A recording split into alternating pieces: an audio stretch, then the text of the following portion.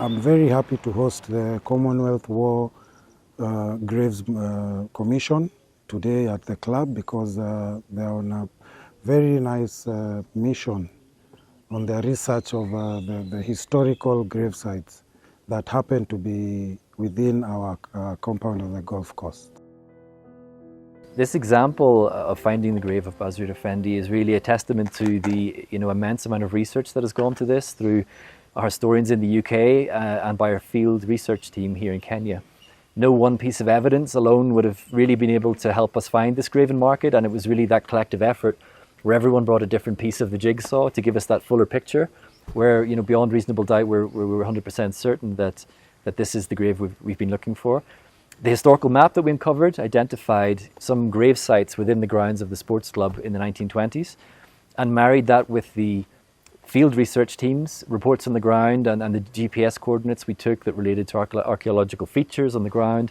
When you overlay these two, there was an exact match between the historical map and the grave site that we've been able to uncover adjacent to the fairway on the golf course.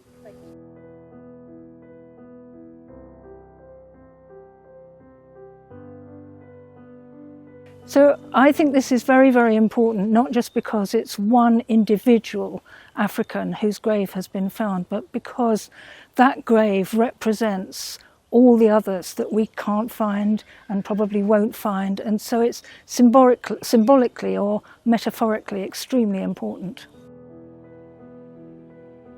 Bazruta Effendi, from what we know, was the most senior African soldier involved in the Battle of Kisii on the British side.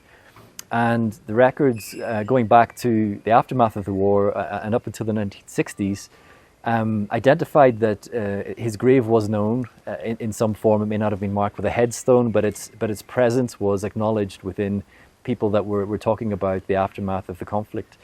And the reasons why his grave was not permanently marked relate to the historical inequalities that were identified through the report that was published in 2021. And so the unfortunate juxtaposition of Captain Thornycroft's grave being marked for over 100 years, while Bazruta Effendi's grave was not, was something that we've been able to look into and redress.